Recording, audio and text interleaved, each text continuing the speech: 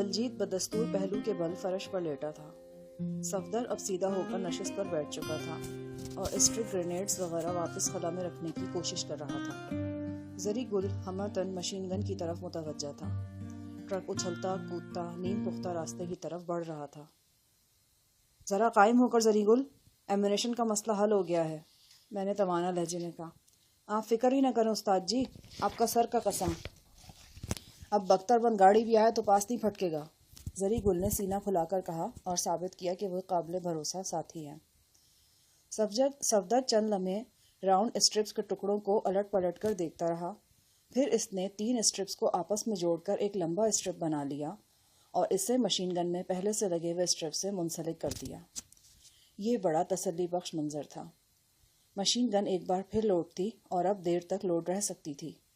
یوں لگا جیسے جاں بلب ہتھیار پھر سے زندہ ہو گیا ہے اور اس کے ساتھ ساتھ ہم بھی جی اٹھے ہیں۔ اندھیرا اب گہرا ہو چکا تھا۔ میں نے ٹرک کی ہیڈ لائٹس روشن کر لیں۔ لائٹس کے ساتھ ہی اندرونی ڈائل بھی روشن ہو گیا۔ رفتار کی سوئی 40 کے ہندسے پر لرز رہی تھی۔ اس ناہموار راستے پر اتنے زیادہ لوڈ کے ساتھ یہ سفر بہت تیز تھا۔ ہمیں کچھ معلوم نہیں تھا کہ ہم کس طرف جا رہے ہیں، نیچے کون سی سڑک ہے اور یہ ہمیں کہاں پہنچائے گی۔ زری گل نے بتایا کہ جو ہی کمرے میں گولی چلی وہ بھاگ کر ٹرک میں آ گیا تھا۔ اس نے نشست کے نیچے سے مشین گن نکالی، مگر اس سے پہلے کہ وہ اسے استعمال کرتا ایک شخص کیبن میں گھس آیا اور اس سے گتھم گتھا ہو گیا۔ جواباً زری گل نے بھی کم و بیش 1 درجن گولیاں اس کے جسم سے گزار دی تھیں۔ زری گل سے باتیں کرتے ہوئے میں نے سائڈ کے عقب نما شیشے میں پر مسلسل نگاہ رکھی تھی۔ جلدی مجھے آئینے میں گاڑیوں کی روشنیاں دکھائی دینے لگیں۔ وہ کم از کم 3 گاڑیاں تھیں اور تیزی سے قریب آ رہی تھیں۔ میں نے زری گل سے پوچھا، زری، کسی طرح کیبن کی چھت پر پہرا دے سکتے ہو؟ کیوں نہیں استاد، ہم بس 1 سیکنڈ لگائے گا۔ تو ٹھیک ہے، تم اوپر پہنچو، صفدر تمہیں گن تھماتا ہے۔ ابھی لو استاد۔ زری گل نے اپنی چادر اتار کر زخمی دلجیت پر پھیلائی اور اٹھ کھڑا ہوا۔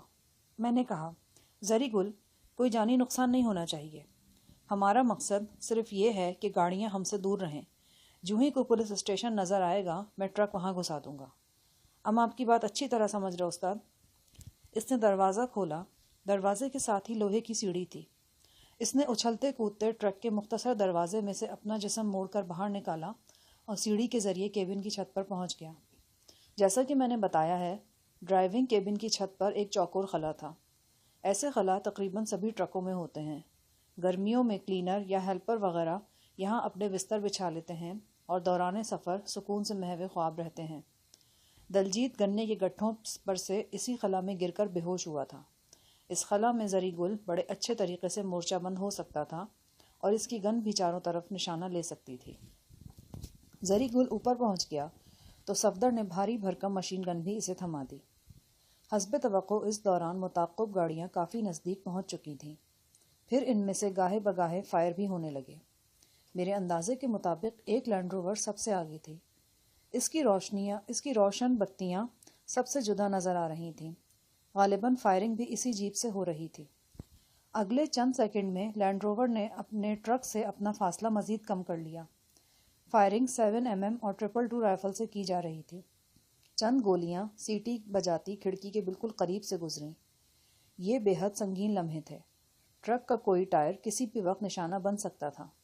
میں اندازہ نہیں کر پا رہا تھا کہ اس قدر لوڈ اور تیز رفتار کے ساتھ بھاگتے ٹرک کا ٹائر برسٹ ہو گیا تو وہ الٹنے سے بچ سکے گا یا نہیں۔ اندھیرے میں ایک بار پھر تڑ تڑ کی منحوس آواز گونجی اور کئی گولیاں دائیں دروازے کے بالکل پاس باڈی میں پیوست ہو گئیں، اور پھر وہ صدا ہمارے کانوں میں گونجی جس کا ہمیں انتظار تھا۔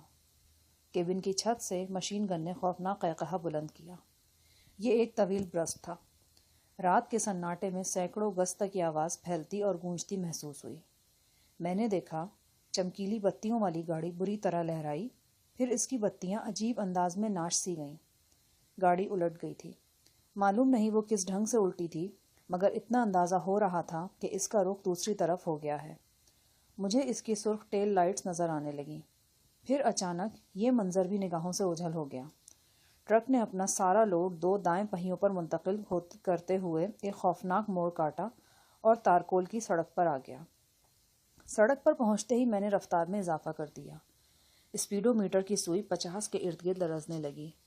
ٹرک کے لیے یہ حد رفتار تھی، مگر پیچھے آنے والی گاڑیاں دگنی رفتار سے بھی تعاقب جاری رکھ سکتی تھیں، اور وہ جاری رکھے ہوئے تھیں۔ اندھیرے کی دبیز چادر میں ان کی ہیڈ لائٹس قاتل آنکھوں کی طرح مسلسل چمک رہی تھیں۔ ہاں، یہ بات تھی کہ اب درمیانی فاصلہ کافی زیادہ تھا۔ تعاقب میں آنے والوں کو معلوم ہو گیا تھا کہ مشین گن چل رہی ہے، اور وہ لینڈ روور کا انجام بھی دیکھ چکے تھے۔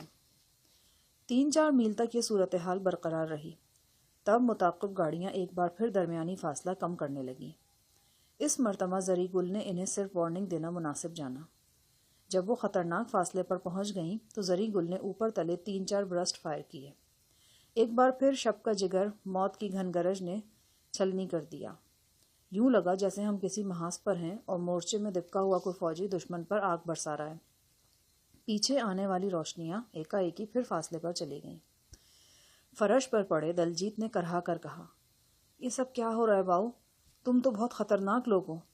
صفدر نے غرا کر کہا، بس جو بھی ہیں اب برداشت کرو۔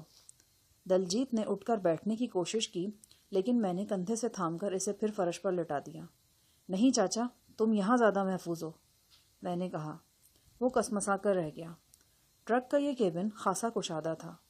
لمبائی 6.5 فٹ تھی، چوڑائی بھی 5 فٹ سے کچھ کم ہی رہی ہوگی۔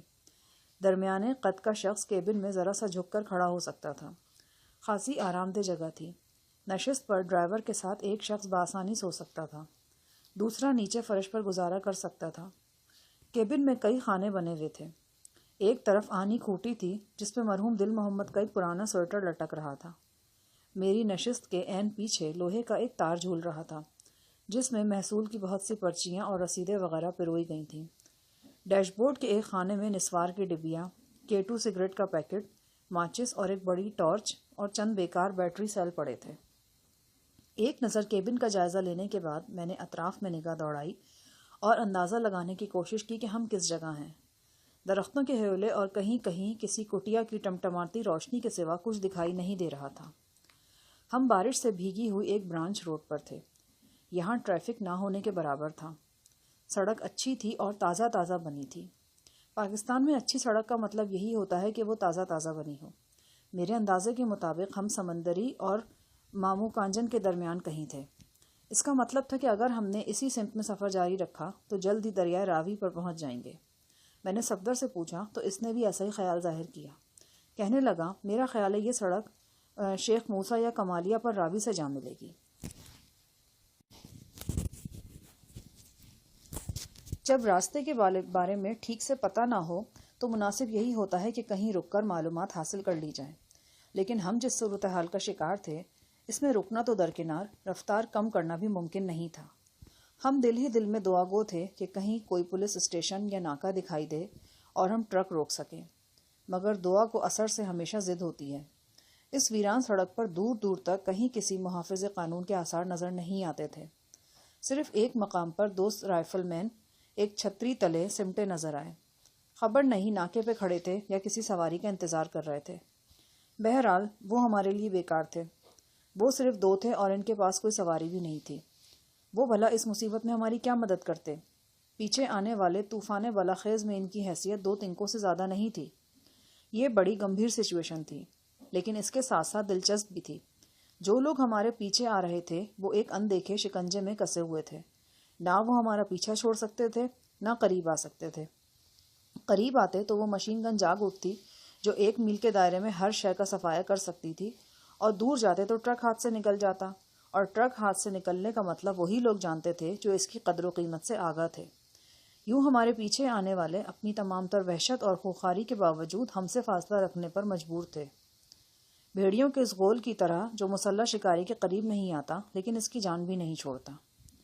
حالات نے عجب کھیل کھیلا تھا۔ وہ لوگ جو ہمارے تعاقب میں تھے انہوں نے خود ہمارا رخت سفر باندھا تھا، ہماری روانگی کے لیے ٹرک منگوایا تھا، اور جو ہیوی مشین گن ہمارا دفاع کر رہی تھی وہ بھی انہی کی فراہم کرتا تھی، اس خیال کے تحت کہ کہیں راستے میں ہمیں کوئی مشکل نہ ہو۔ انہوں نے ٹرک کے اندر مناسب مقدار میں ایمونیشن بھی رکھوایا تھا اور ٹرک کی ڈیزل ٹنکی بھی فل کر دی تھی۔ یہ سارا انتظام کرنے کے بعد اب وہ ہمارے پیچھے لگ گئے تھے اور یہ امید کر رہے تھے کہ کسی نہ کسی طور وہ ہمیں روکنے میں کامیاب ہو جائیں گے۔ قدرت انسان کے ارادے سے ایسے ہی کھیلا کرتی ہے۔ 5-10 منٹ بعد ایک بار پھر ہلکی ہلکی پھوار پڑنے لگی۔ اوپر سے زری گل نے ہانک لگائی، صفدر صاحب ہمارا کباڑا ہو گیا، بالکل بھیگ گیا ہے ہم۔ صفدر نے کھڑکی سے منہ نکال کر کہا، تمہارے نیچے ترپال رکھا ہے وہ لے لو اور گن پر بھی ڈال دو۔ وہ تو ہم نے ڈال دیا ہے، پھر بھی ہمارا کلفہ جما جا رہا ہے۔ یہ ڈیوٹی تھوڑا ٹائم کے لیے بدلا نہیں جا سکتا؟ کیا مطلب؟ صفدر نے جانتے بوجھتے ہوئے پوچھا۔ یہ کہ آپ اوپر آ جائیے اور ہم نیچے آ جاتا ہے۔ صفدر بولا، کیوں مذاق کرتے ہو یار؟ یار صفدر صاحب ہم مذاق نہیں کر رہا، ہوا کی مار سے ہمارا بدن بالکل ٹھنڈا ہو رہا ہے، برف کا مافق۔ صفدر اور زری گل کی اسی گفتگو کے دوران ہم ایک بڑے پل پر پہنچ گئے۔ ہمارا اندازہ درست نکلا تھا، ہم دریا راوی کراس کر رہے تھے۔ اب معلوم نہیں یہ کون سی جگہ تھی۔ اس پل پر بھی 2-3 سپاہی دکھائی دیے۔ بارش سے بچنے کے لیے وہ ایک کونے میں سمٹے ہوئے تھے۔ ہڈ حرامی، سستی اور بیچارگی ان کے چہروں سے آیا تھی۔ انہیں تکلیف دینے کا مطلب اپنی تکلیف میں بے پایا اضافہ کرنے کے سوا اور کچھ نہیں تھا۔ ہم رکے بغیر آگے نکل گئے۔ پل سے گزرنے کے دوران متعاقب گاڑیاں ہمارے بہت قریب پہنچ گئیں۔ ان میں سے ایک Mark II اس قدر نزدیک تھی کہ میں اس میں بیٹھے افراد کے چہرے دیکھ سکتا تھا۔ کسی گاڑی نے ہم پر فائر کرنے کی کوشش نہیں کی، نہ زری گل نے گولی چلائی۔ جیسے ایک خاموش معاہدے کے تحت یہ طے پا گیا کہ یہ جگہ فیصلہ کرنے کے لیے موزوں نہیں۔ پل پار کرتے ہی ایک بار پھر مسلح شکاری اور بھیڑیوں کے غول والی دوڑ شروع ہو گئی۔ وہ رات اور اس رات میں جو ڈرائیونگ میں نے کی وہ یادگار تھی۔ بھیگی سڑکوں کی ٹھٹری تاریکی میں وہ ایک اندھا سفر تھا۔ ہمیں ٹھیک سے پتہ بھی نہیں تھا کہ ہم کدھر جا رہے ہیں، نہ ہی یہ اندازہ تھا کہ اس سفر کا اختتام کہاں ہوگا۔ ہم اپنے اندازے کے مطابق لاہور کی طرف گامزن تھے۔ میرا خیال تھا کہ ہمارے راستے میں مانگٹ والا کا قصبہ آئے گا اور میں ٹرک سیدھا وہاں تھانے میں گھسا دوں گا۔ وہاں سے فون یا وائرلیس پر لاہور سے امداد طلب کی جا سکتی تھی، اور جب تک امداد نہ پہنچے گی ہماری مشین گن افراہیم اور قادر زمان کے کارندوں کو مناسب دوری پر رکھنے میں کامیاب رہے گی۔ لیکن اس وقت یہ سارے خیالات درہم برہم ہو گئے جب سڑک کے کنارے ایک خستہ حال سنگ میل پر نظر پڑی اور پتہ چلا کہ ہم کہیں شیر گڑھ کے آس پاس گھوم رہے ہیں۔ میری معلومات کے مطابق جھنگ کی جانب سے آتے ہوئے شیر گڑھ کا قصبہ رینالہ خرد کے بعد آتا تھا۔ اس کا مطلب یہ تھا کہ ہم لاہور کی طرف جانے کی بجائے اکاڑا کی جانب نکل آئے تھے، اور پھر یہ بھی واضح نہیں تھا کہ ہم جس جگہ موجود ہیں وہ شیر گڑھ کے مشرق میں ہے یا مغرب میں۔ تاریک شب، بارش کی بوچھاڑوں اور ذیلی سڑکوں کے پیچ و خم نے سمتوں کو گڈمڈ کر کے رکھ دیا تھا، اور یہی وقت تھا جب ہمیں پتہ چلا کہ تعاقب کرنے والے کس چیز کے انتظار میں تھے۔ وہ کمک کا انتظار کر رہے تھے، اور یہ کمک مزید افراد یا گاڑیوں کی شکل میں نہیں، اسلحے کی شکل میں تھی۔ اس سے پہلے متعاقب افراد کے پاس دور مار گن نہیں تھی، اور مشین گن کی موجودگی میں وہ دور مار رائفل یا گن کے بغیر ٹرک کو رکنے پر مجبور نہیں کر سکتے تھے۔ اب انہوں نے لمبی رینج کی گن حاصل کر لی تھی۔ میں ٹھیک طرح تو نہیں جان سکا کہ یہ کون سی گن تھی، بہرحال اس کا پہلا ہی فائر ٹرک کی باڈی میں لگا، اور فائر کے دھماکے سے اندازہ ہوا کہ لمبی رینج کی حد تک ہماری برتری ختم ہو گئی ہے یا نہ ہونے کے برابر رہ گئی ہے۔ صفدر نے ٹرک کی کھڑکی سے منہ باہر نکالا اور زری گل کو چیخ کر ہدایت کی کہ وہ جوابی فائر کرے۔ چند لمحے بعد مشین گن کا کرخت قہقہا گونجا اور فضا سنسنا اٹھی، تاہم اس دفعہ یہ قہقہا لاجواب نہیں تھا۔ فوراً کاؤنٹر فائر ہوا۔ عقب سے کسی گاڑی نے ایک زبردست برسٹ مارا اور میں نے دائیں کھڑکی میں جگنوں سے چمکتے دیکھے۔ صفدر نے چھت کے خلا میں ہاتھ ڈالا اور مشین گن کے کئی راؤنڈ اسٹرپ باہر کھینچ لیے۔ ان اسٹرپس کو آپس میں جوڑ کر لمبے بیلٹ کی شکل دی جا سکتی تھی۔ صفدر کو اب یہ کام کرنا آ گیا تھا۔ اس نے 5-6 اسٹرپس جوڑے اور انہیں رول کی شکل میں بازو پر ڈال کر کیبن کی چھت پر چلا گیا۔ اگلے 20-25 منٹ نہایت مارکا آرا ثابت ہوئے۔ دونوں طرف سے فائر ہو رہے تھے۔ میرے اندازے کے مطابق زری گل اور صفدر نے کم و بیش 500 راؤنڈ فائر کیے۔ مشین گن کا پلہ مقابل رائفلوں پر بہر صورت بھاری تھا، اور یہی وجہ تھی کہ پیچھے آنے والی گاڑیاں نزدیک نہیں آ پا رہی تھیں۔ اس دوران ٹرک کا ایک ٹائر بھی برسٹ ہوا، لیکن یہ پچھلا ٹائر تھا۔ جوڑے میں ایک ٹائر سلامت رہا تھا اور ٹرک اسی پر بھاگ رہا تھا۔ پھر میں نے اپنے عقب میں ایک پولیس جیپ کا سائرن سنا۔ جیپ نمایاں تیز رفتاری سے ہمارے قریب پہنچ گئی۔ یہ کوئی جذباتی اور بے وقوف سا افسر لگتا تھا۔ خواہ مخواہ برستی آگ میں کود پڑا تھا۔ اگر ہم واقعی جرائم پیشہ ہوتے اور ٹرک میں چرس یا افیم کی قسم کی کوئی چیز لے کے جا رہے ہوتے تو یہ بہادری اس پولیس والے کو بہت مہنگی پڑ سکتی تھی۔ پولیس جیپ سائرن بجاتی اور بڑی تیزی سے لہراتی ٹرک کے متوازی آ گئی۔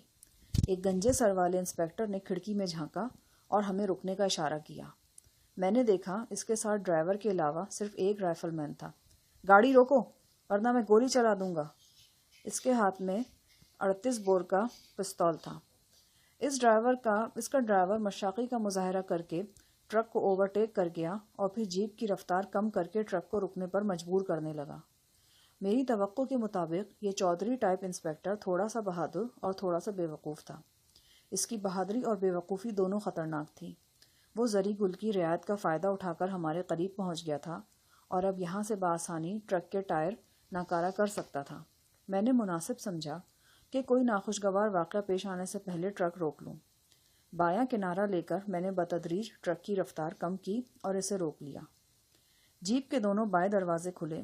اگلے دروازے سے موٹا تازہ انسپیکٹر اور پچھلے سے دبلا پتلا رائفل مین برآمد ہوا۔ انسپیکٹر کے ہاتھ میں سیاہ پستول نظر آ رہا تھا۔ پستول کی نال اس نے زمین کی طرف جھکا رکھی تھی جیسے ڈر ہو کہ وہ خود بخود چل جائے گا۔ رائفل مین کا ہاتھ بھی رائفل پر تھا۔ انسپیکٹر نے کھڑکی پر پہنچ کر کہا، نیچے اترو۔ کیوں؟ تمہارے ٹرک پر سے فائر ہو رہا ہے۔ کس چیز کا فائر؟ ابھی پتہ چل جائے گا، تم نیچے اترو پہلے۔ ہم فائر نہیں کر رہے، وہ کر رہے ہیں جو پیچھے آ رہے ہیں۔ یہی بات وہ کہہ رہے ہیں۔ کس چیز کا فائر سنا ہے تم نے؟ میں نے پھر پوچھا۔ برسٹ والی رائفل ہے، انسپیکٹر نے پورے یقین سے کہا۔ میرا اندازہ درست نکلا۔ وہ ہیوی مشین گن کے فائر کو معمولی خود کار رائفل کا فائر سمجھ رہا تھا۔ اس کی یہی کم علمی اور بے خبری اسے ٹرک کے قریب لے آئی تھی۔ انسپیکٹر سے باتوں کے دوران میں عقب میں بھی نگاہ دوڑا رہا تھا۔ قاتل روشنیاں دور فاصلے پر رک گئی تھیں۔ درمیانی فاصلہ کم و بیش 3 فرلانگ تھا۔ عین ممکن تھا کہ کچھ گاڑیاں ہیڈ لائٹس آف کر کے مزید نزدیک آ چکی ہوں یا دائیں بائیں کھیتوں میں رینگ رہی ہوں۔ میں نے بے حد سرد اور گمبھیر لہجے میں کہا، دیکھو انسپیکٹر، تمہیں کچھ لوگوں نے یہ ٹرک رکوانے کے لیے چارے کے طور پر استعمال کیا ہے۔ تمہیں کچھ نہیں پتا کہ یہ کیا چکر ہے۔ ابھی میرا فقرہ مکمل بھی نہیں ہوا تھا کہ عقب سے خودکار گن کی تڑتڑ گونجی۔ یہ بڑا کارگر برسٹ تھا۔ ٹرک کا عقب نما آئینہ چکنا چور ہو گیا اور چوبی دروازے کا ایک حصہ ٹوٹ کر دور جا گرا۔ رائفل مین جھک کر جیپ کی طرف بھاگ گیا جبکہ انسپیکٹر وہیں کانوں پر ہاتھ رکھ کر دوہرا ہو گیا۔ برسٹ کے جواب میں زری گل نے بھی مشین گن کا دہانہ کھول دیا۔ سماعت شکن تڑتڑاہٹ سے ٹرک گونج جھنجھنا اٹھا۔ انسپیکٹر زمین پر بیٹھا تھا اور ہکا بکا میری طرف دیکھ رہا تھا۔ میں نے دروازہ کھولا اور اس کا ہاتھ تھام کر اسے پھرتی سے اوپر کھینچ لیا۔ وہ ڈرائیونگ سیٹ پر میرے پاس آن بیٹھا۔ کون لوگ ہو تم؟ یہ سب کیا ہو رہا ہے؟ وہ کانپتی ہوئی آواز میں بولا۔ پستول ابھی تک اس کے ہاتھ میں تھا لیکن اب وہ اس کی موجودگی سے بے خبر نظر آ رہا تھا۔ میں نے کہا، یہ جو کچھ بھی ہے تمہاری سمجھ میں آنے والا نہیں۔ بس اتنا جان لو کہ ہم مجرم نہیں ہیں۔ مجرم وہ ہیں جو پیچھے آ رہے ہیں۔ لاہور کے رجال ساہی صاحب کو جانتے ہو؟ سر ساہی صاحب؟ نہیں۔ ہاں، ہم ان کی طرف سے مشن پر ہیں۔ بس کچھ اور مت پوچھنا۔ مجھے یہ بتاؤ تھانہ کتنی دور ہے اور کتنے آدمی ہوں گے وہاں؟ میرے لہجے نے انسپیکٹر کو جیسے ہپناٹائز کر دیا تھا۔ رہی صحیح کسر مشین گن کے ان قہقہوں نے پوری کر دی جو گاہے بگاہے کیبن کی چھت سے بلند ہو رہے تھے۔ بے شک وہ دیہاتی تھانے دار تھا لیکن اتنا ضرور جان گیا تھا کہ وہ ایک بڑے معاملے میں پھنس گیا ہے۔ میرے سوال کے جواب میں وہ بولا، تھانہ یہاں پاس ہی ہے، مشکل سے 1 میل کا فاصلہ ہے۔ کتنے بندے ہیں وہاں؟ 15-16 تو ہوں گے۔ وائرلیس یا فون ہے؟ وائرلیس ہے۔ دیکھو انسپیکٹر، میں جو کہہ رہا ہوں بہت دھیان سے سنو۔ میرے کہے پر چلو گے تو تمہاری ترقی ہو سکتی ہے اور بھاری انعامات بھی مل سکتے ہیں۔ ٹرک سے نکلتے ہی جیپ پکڑو اور فوراً تھانے پہنچو۔ وائرلیس پر پیغام نشر کر دو کہ ارد گرد جتنی نفری ہے فوراً یہاں پہنچ جائے۔ اگر لاہور میں کسی افسر سے رابطہ ہو سکے تو اچھا ہے۔ ایسی صورت میں تم انہیں ساہی صاحب اور استاد جہانی کا حوالہ دے سکتے ہو۔ میری بات سمجھ رہے ہو نا؟ ساہی صاحب اور استاد جہانی۔ لیکن کچھ نہیں، میں غصے سے دھاڑا۔ میں چاہ رہا تھا کہ انسپیکٹر اسی رفتار سے سوچے جس رفتار سے ہم سوچ رہے تھے، لیکن وہ بھی کیا کرتا۔ ایک وہ حالات کے تند ریلے میں آن گرا تھا۔ ایسا بہاؤ تھا کہ اس کی سوچ کے پاؤں ہی جمنے نہیں پا رہے تھے۔ میں نے کہا، ہمارے پاس وقت نہیں، میں جو کہہ رہا ہوں اس پر عمل کرو۔ جو ہی وائرلیس پر بات ہو جائے تھانے کا عملہ لے کر یہاں پہنچ جاؤ۔ دیکھو میری طرف، ایک بات دھیان سے سنو، یہ ٹرک جس پر تم بیٹھے ہو کوئی معمولی ٹرک نہیں ہے۔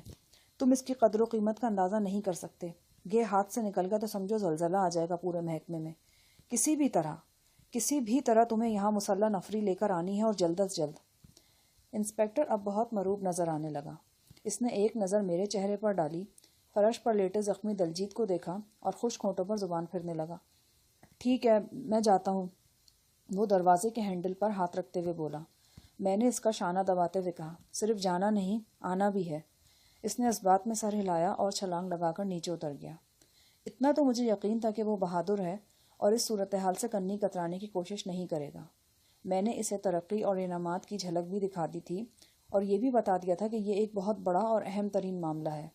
امید یہی تھی کہ وہ ہاتھ پاؤں مارے گا اور اسی دوران ہم مشین گن کے بلبوتے پر اس ٹرک کا دفاع کرتے رہیں گے۔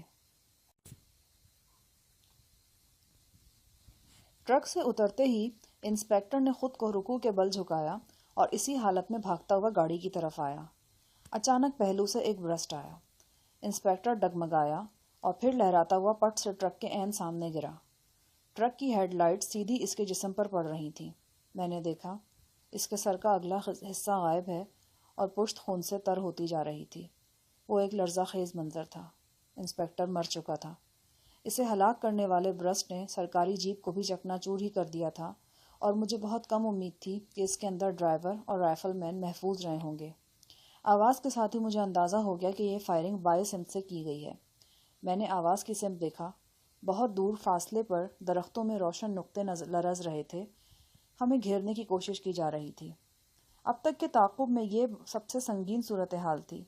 کچھ سوچنے اور دیکھنے کی مہلت نہیں تھی۔ میں نے گیئر لگایا اور ٹرک چنگھاڑتا ہوا اس خونی موڑ سے آگے بڑھ گیا۔ ہیڈ لائٹس کا زاویہ بدلا تو سب کچھ نگاہوں سے اوجھل ہو گیا۔ انسپیکٹر کی لاش، اس کے خون سے لال ہوتی سڑک اور سڑک کے عین درمیان کھڑی چکنا چور جیپ، سب کچھ اندھیرے کی چادر میں گم ہو گیا۔ اوپر سے صفدر کی چیختی ہوئی آواز آئی، شاہجہان صاحب، انہوں نے پولیس والے کو مار دیا ہے۔ ہاں میں نے دیکھا ہے، بائیں طرف سے گولی چل رہی ہے، ادھر فائر کرو۔ ایک لمحے کے بعد کیبن کی چھت پر مشین گن گرجنے لگی۔ جب تک فائر عقب سے ہو رہا تھا میں خود کو قطعی محفوظ محسوس کر رہا تھا، مگر اب نقشہ بدل چکا تھا۔ میرے بائیں جانب سے چلنے والی گولی کسی بھی وقت مجھے نشانہ بنا سکتی تھی۔ میں نے ٹرک کی رفتار حتی الامکان حد تک تیز کر دی۔ دیو ہیکل مشین اچھلتی کودتی اور جھومتی آگے بڑھ رہی تھی۔ چند گولیاں ٹرک کی باڈی میں لگیں اور میرے دائیں جانب کا شیشہ بھی چکناچور ہو گیا۔ اس کے ساتھ ہی سرد ہوا کے ساتھ بارش کے چھینٹے میرے چہرے اور گردن سے ٹکرائے۔ دلجیت بے قرار ہو کر اٹھ بیٹھا۔ پھٹی پھٹی آواز میں وہ بولا، باؤ، مجھے تو لگتا ہے اگلا فائر تمہارے کھوپڑے میں لگے گا اور یہ ٹرک الٹ کر کسی نالے میں جا گرے گا۔ اچھی بات ہے، تم نالے سے تیر کر باہر نکل جانا۔ یار باؤ، تم کیسے لوگ ہو؟ لگتا ہے پاگل خانے سے چھوٹے ہو۔ کچھ عقل کو ہاتھ مارو بھلے لوگ، یہ جو کتے تمہارے پیچھے لگے ہوئے تمہیں زندہ نہیں چھوڑیں گے۔ ٹرک اب بری طرح تھر تھرا رہا تھا۔ مجھ پر انکشاف ہوا کہ چند لمحے پہلے فائر ہونے والے برسٹ نے صرف کھڑکی ہی نہیں توڑی، دائیں جانب کے پچھلے دونوں ٹائر بھی بیکار کر دیے ہیں۔ گیلی سڑک پر ٹرک بری طرح لہرایا۔ چند لمحوں کے لیے یوں لگا کہ بس الٹ گیا ہے۔ پھر نہ جانے کس طرح میں اس پر قابو پانے میں کامیاب رہا۔ بہرطور اس کوشش میں ہم سڑک سے اتر گئے اور درختوں کے درمیان کچی زمین پر رواں ہو گئے۔ سڑک نسبتاً بلندی پر تھی۔ میرا اندازہ تھا کہ اگر میں نے پنچر ٹائروں کے ساتھ ٹرک کو دوبارہ سڑک پر چڑھانے کی کوشش کی تو ہمارے الٹنے میں کوئی کسر نہیں رہ جائے گی۔ ویسے بھی سڑک اب ہمارے لیے کچے راستے سے زیادہ خطرناک تھی۔ اس موقع پر میں ٹرک کی لائٹس آف کر سکتا تو ہمارے لیے بہت سود مند تھا، مگر ارد گرد درخت تھے۔ اندھیرے میں ہمارے لیے رفتار سے سفر کرنا ناممکن ہو جاتا۔ لائٹس آن رکھنا ہماری مجبوری تھی اور ہمارے پیچھے آنے والے اس مجبوری سے پورا فائدہ اٹھا رہے تھے۔ غیر ہموار راستے اور گھٹا ٹوپ تاریکی میں یہ ایک بے سمت سفر تھا۔ ٹرک ایک طرف کو جھکا ہوا تھا۔ میں اسے بائیں جانب موڑنے کی کوشش کرتا تو وہ کچھ اور جھک جاتا اور گیلی زمین پر پھسل کر خود بخود اپنا رخ متعین کر لیتا۔ یہ ایک انہونی تھی کہ ہم ابھی تک محو سفر تھے۔ ان لمحات میں میرے ذہن میں اس کے سوا اور کچھ نہیں تھا کہ جہاں تک یہ ٹرک چلتا رہے اسے چلاتا رہوں۔ جہاں وہ کسی درخت سے ٹکرا کر یا گڑھے میں پھنس کر رک جائے وہاں ہم مورچہ بند ہو جائیں اور اس وقت تک پیچھے آنے والوں کو خود سے روکے رکھیں جب تک ایسا کر سکتے ہیں۔ اس کے بعد کیا ہوگا، یہ بعد میں دیکھا اور سوچا جا سکتا تھا۔ میں نے اکثر محسوس کیا تھا کہ کامیابی اور ناکامی میں ایک مدھم لکیر کا فرق ہوتا ہے۔ کوشش کرنے والا جہاں آ کر ہمت ہار دیتا ہے اور نڈھال ہو کر بیٹھ جاتا ہے، بعض اوقات منزل وہاں سے ایک قدم کی دوری پر ہوتی ہے۔ جو لوگ اس آخری قدم کو طے کر لیتے ہیں بامراد کہلاتے ہیں، اور ہمیشہ دوسرے بے خبر رہتے ہیں کہ وہ منزل کے کتنے قریب ہو کر پیچھے ہٹے ہیں۔ شاید اس آخری قدم کو ہی ایک آنچ کی کسر کہا جاتا ہے۔ ایک موقع پر میں یہ سوچنے لگا کہ رک جاؤں، مگر پھر مخالف سوچ غالب آ گئی اور میں جیسے تیسے ٹرک کو آگے بڑھاتا رہا۔ دلجیت اب فرش سے اٹھ کر نشستوں پر لیٹ گیا تھا۔ زبردست دھچکوں کے سبب اس کے ہونٹوں سے بار بار کرہا نکل جاتی تھی۔ 5-10 منٹ بعد اچانک میں نے محسوس کیا کہ تعاقب کرنے والے فاصلے پر رہ گئے ہیں۔ درختوں کی بہتات اور راستے کے پیچ و خم ہمارے مددگار ثابت ہو رہے تھے۔ میں نے ایک آخری رسک بھی لے لیا اور ٹرک کی تمام لائٹس آف کر دیں۔ لائٹس آف کرنے سے رفتار مزید کم کرنا پڑی، مگر اب رفتار اتنی اہم نہیں رہی تھی۔ اصل مسئلہ یہ تھا کہ ہم خود کو روپوش رکھیں۔ دائیں طرف کے ٹائر ٹیوب بیکار ہو چکے تھے اور ٹرک اب ریموں پر چل رہا تھا۔ اسی دوران ہم نے ایک چھوٹی سی سڑک بھی کراس کی۔ میں جانتا تھا کہ جہاں کہیں ناکارہ پہیہ کسی گڑھے میں گیا، ہمارے سفر کو فل اسٹاپ لگ جائے گا، اور اندھیرے میں یہ گڑھا کسی بھی وقت آ سکتا تھا۔ تھوڑی دیر بعد ہمیں کھیتوں کے آثار نظر آئے، پھر کچھ فاصلے پر ایک گاؤں دکھائی دیا۔ گاؤں ذرا بلندی پر تھا اور تاریکی میں اس کا ہیبلا کسی ٹیلے ہی کی طرح دکھائی دیتا تھا۔ میں ابھی سوچ ہی رہا تھا کہ ٹرک روکا جائے یا نہیں کہ ایک دھماکے کے ساتھ بائیں جانب کا اکلوتا عقبی ٹائر بھی برسٹ ہو گیا۔ ایسا بے پناہ لوڈ کی وجہ سے ہوا تھا۔ اس آخری صدمے کے بعد ٹرک نے آگے بڑھنے سے صاف انکار کر دیا۔